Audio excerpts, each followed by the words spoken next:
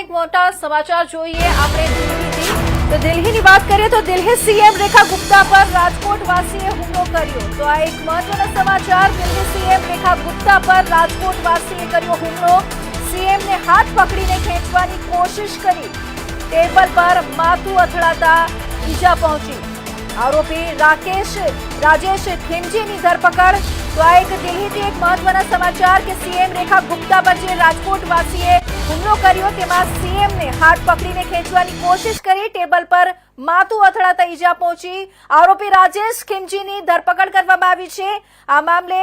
અને દિલ્હી સીએમ રેખા ગુપ્તા પર હુમલો કરવાની ઘટના બની છે, જેમાં રાજકોટ વાસીએ આ હુમલો કર્યો હોવાનું સામે આવ્યું છે।